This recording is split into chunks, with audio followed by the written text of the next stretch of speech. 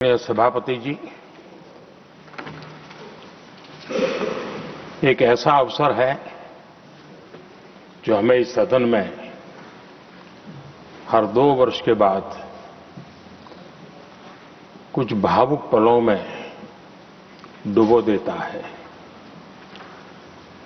इस विशेष अवसर पर आपने मुझे अपनी भावनाएं प्रकट करने के लिए जो अवसर दिया, इसके लिए मैं आपका बहुत बहुत आभारी हूं। आदरणीय सभापति जी, सदन के अंदर अनेक विषयों पर चर्चाएं होती हैं। हर किसी का बहुत ही महत्वपूर्ण योगदान होता है। कुछ खट्टे मीठे अनुभव भी रहते हैं, लेकिन आज जब ऐसा अवसर आता है तो स्वाभाविक रूप से दलगत भावना से ऊपर उठ करके हम सबके भीतर एक समान भाव प्रकट होता है। यार, ये हमारे साथी अब किसी और विशेष काम के लिए आगे बढ़ रहे हैं। यहां से जो साथी विदाई ले रहे हैं, कुछ फिर से आने के लिए विदाई ले रहे हैं और कुछ विदाई के बाद यहां का अनुभव लेकर के समाज जीवन में कुछ न कुछ विशेष योगदान के लिए जा रहे हैं। जो जा रहे हैं लेकिन आने वाले नहीं हैं, उनको भी मैं कहना चाहूंगा कि राजनीति में कोई फुल स्टॉप नहीं होता है।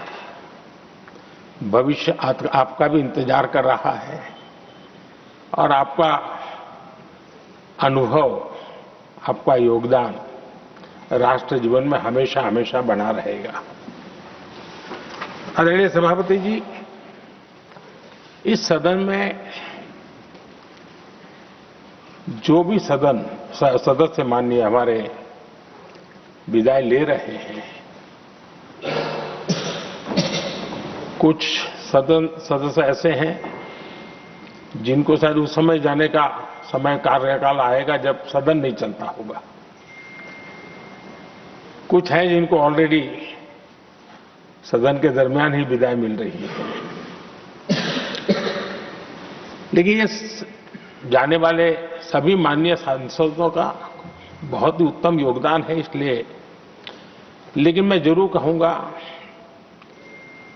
आदरणीय देवेगौड़ा जी, आदरणीय खड़गे जी, आदरणीय शरद पवार जी, ये ऐसे वरिष्ठ लोग हैं जिनके जीवन का आधे से अधिक उम्र संसदीय कार्य प्रणाली में गई है और इतने लंबे अनुभव के बाद भी सभी नए सांसदों ने सीखना चाहिए वैसे समर्पित भाव से सदन में आना,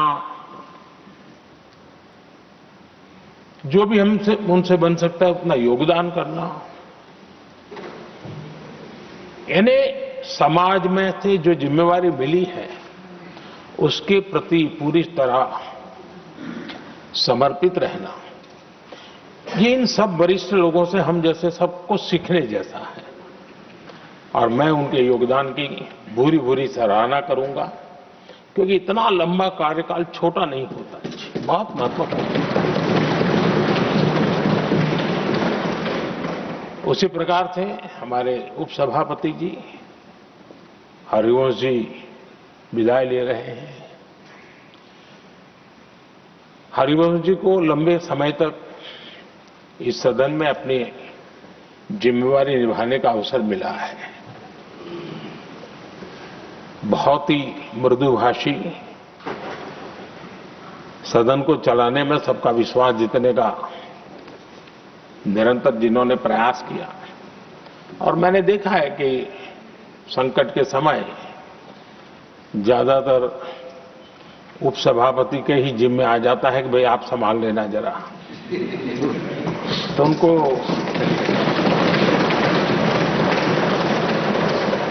एक लंबा एक्सपीरियंस होता है, सबको जान भी लेते हैं, भली बात ही जान लेते हैं, लेकिन उनका भी योगदान। और जब भी, और मैंने देखा कि जब सदन का समय नहीं होता है तो देश के कोने में कहीं न कहीं वो यूथ के साथ मिलना जुलना, देश की परिस्थितियों के संबंध में उनको अवगत कराना, उनमें एक देश के प्रति संवेदनाएं पैदा करने का वो निरंतर काम। वे कलम के धनी तो है ही हैं, लेकिन कर्म कठोर के नाते भी मैं कहूंगा कि उन्होंने भारत के हर कोने में जाकर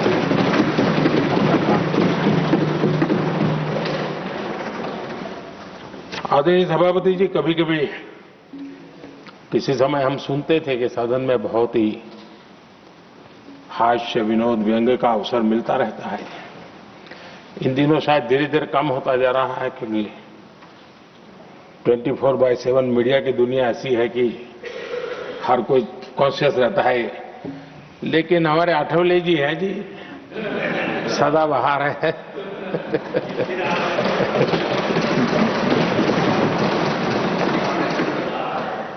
आठवले जी जा रहे हैं, लेकिन यहां पर किसी को खोट महसूस नहीं होगी, वो व्यंग्य विनोद भरपूर परोसते रहेंगे, जब ये पूरा भरोसा है। आदरणीय सभापति जी, सदन में से हर 2 साल के अंतराल के बाद एक बड़ा समूह हमारे बीच से जाता है, लेकिन ये ऐसी व्यवस्था है कि जो नया समूह आता है उनको बाकी जो लंबे समय से 4 साल से बैठे हुए साथी हैं, अनुभव है, नए लोगों को तुरंत उनसे कुछ न कुछ सीखने का अवसर मिलता है। और इसलिए एक प्रकार से यहां की जो विरासत है वो कंटिन्यू प्रोसेस हमेशा रहती है। ये बहुत बड़ा लाभ होता है। मुझे पक्का विश्वास है कि जिनको इस बार जाना नहीं है वो भी, जो नए माननीय सांसद आएंगे, उनको उनके अनुभव का लाभ मिलेगा और उनका योगदान भी सदन को और समृद्ध करेगा, ऐसा मेरा पूरा विश्वास है। आदरणीय सभापति जी, हम लोग जानते हैं कि जीवन में या सार्वजनिक जीवन में जब भी कोई महत्वपूर्ण निर्णय करना होता है तो परिवार के लोग बैठ करके मन बना लेते हैं कि ऐसा करना है, लेकिन फिर भी कहते हैं अरे ऐसा करो, उनसे जरा पूछ लीजिए, एक सेकंड ओपिनियन ले लीजिए किसी वरिष्ठ से। और घर में वरिष्ठ नहीं कहेंगे, मोहल्ले में देखो भाई वो काफी अनुभवी है, जरा उनसे पूछ लो एक बार उनका मन क्या करता है। अगर कोई बीमार है तो भी कहते हैं यार ऐसा करो भाई, एक और डॉक्टर से जरा ओपिनियन ले लो। सेकंड ओपिनियन का बहुत महत्व होता है। मैं समझता हूं हमारी संसदीय प्रणाली में ये सेकंड ओपिनियन की बहुत बड़ी ताकत रही है। एक सदन में कुछ निर्णय होता है, दूसरे सदन में फिर आता है सेकंड ओपिनियन के लिए। अगर इस सदन में होता है तो उस सदन में जाता है सेकंड ओपिनियन के लिए। और ये सेकंड ओपिनियन उस सारी बहस को, उस सारे निर्णय प्रक्रिया को एक बहुत बड़ा नया आयाम दे देती है। और वो मैं समझता हूं कि हमारी निर्णय प्रक्रिया को समृद्ध करती है। तो इसलिए सदन में जो माननीय सांसद बैठते हैं उनके लिए एक खुलापन रहता है कि भाई चलो इस सदन में नहीं तो उस सदन में एक अच्छा ओपिनियन नया आएगा, उस सदन में नहीं तो इस सदन में एक नया ओपिनियन आएगा। तो ये सेकंड ओपिनियन, ये हमारे लोकतंत्र में एक बहुत बड़ा कंट्रीब्यूशन है, जो जिस विरासत को हमें संभालना, हमारे जो माननीय सांसद विदाई ले रहे हैं उनका तो योगदान रहा ही है, और इसके लिए भी मैं उनका साधुवाद करता हूं। आदरणीय सभापति जी, जो हमारे माननीय सांसद विदाई ले रहे हैं बहुत आने वाले दिनों में तो शायद ये अवसर रहने वाला ही नहीं है, लेकिन ये माननीय सांसद ऐसे हैं कि जिनको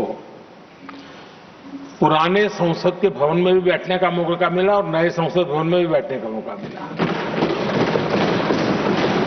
उनको दोनों इमारतों में उनको राष्ट्र के कल्याण के लिए अपना योगदान देने का अवसर मिला है और उनके कार्यकाल में ही उनको इस नए सदन के निर्माण प्रक्रिया में और नए सदन की निर्णय प्रक्रिया में भी हिस्सा बनने का अवसर मिला है। वो एक विशेष उनके जीवन में याद रहेगी, नई स्मृति रहेगी। आदरणीय सभापति जी, मैं सभी माननीय सांसदों के, और मैं मानता हूं कि ये सदन अपने आप में एक बहुत बड़ी ओपन यूनिवर्सिटी है। राष्ट्र जीवन की कई बारीकियों से परिचित होने का अवसर सदन में प्राप्त होता है। एक प्रकार से हमारी यहां शिक्षा भी होती है, हमारी दीक्षा भी होती है। ये 6 साल यहां जो रहने का अवसर मिलता है वो जीवन को गढ़ने का, राष्ट्र जीवन के घड़तर में योगदान का तो महत्व है ही है, क्योंकि निर्णय प्रक्रिया का हिस्सा है, लेकिन स्वयं के जीवन को गढ़ने का भी एक अमूल्य अवसर होता है। और इसलिए जब माननीय सांसद यहां आते हैं, उस समय की उनकी जो भी सोच, समझ और क्षमता है, जब जाते हैं तो अनेक गुना वो बढ़ती है, उसका विस्तार होता है, अनुभव की एक बहुत बड़ी ताकत होती है। और तब जाकर के जाने के बाद राष्ट्र जीवन का उनका निरंतर योगदान बना रहे हैं। वे अपने तरीके से व्यवस्था के तहत हो सकते हैं, व्यवस्था के तहत न हो सके, लेकिन उनका अमूल्य योगदान मिलता ही रहे राष्ट्र जीवन के निर्माण में। उनका अनुभव हमेशा हमेशा उपयोगी हो, ये मेरी उन सभी माननीय सांसदों को मेरी शुभकामनाएं हैं। और मैं फिर से एक बार सभी माननीय सांसदों के योगदान का गौरवगान करता हूं, साधुवाद करता हूं। बहुत बहुत धन्यवाद। ನಿರ್ಭೀತ, ನಿಷ್ಪಕ್ಷಪಾತ, ವಿಶ್ವಾಸಾರ್ಹ ಸುದ್ದಿಗಳಿಗೆ ಮತ್ತೊಂದು ಹೆಸರಾಗಿರುವಂತ ನ್ಯೂಸ್18 ಕನ್ನಡ ಈಗ ಆಪ್ನಲ್ಲೂ ಲಭ್ಯವಿದೆ. ದಯವಿಟ್ಟು ಇಲ್ಲಿರುವ QR ಕೋಡ್ ಅನ್ನ ಸ್ಕ್ಯಾನ್ ಮಾಡಿಕೊಂಡು ಆಪ್ ಅನ್ನ ಡೌನ್ಲೋಡ್ ಮಾಡೋದಕ್ಕೆ ಮರಿಬೇಡಿ. ನಿಮ್ಮ ಬೆಂಬಲ ಹೀಗೆ ಸದಾ ನಮ್ಮೊಂದಿಗಿರಲಿ. ಧನ್ಯವಾದ.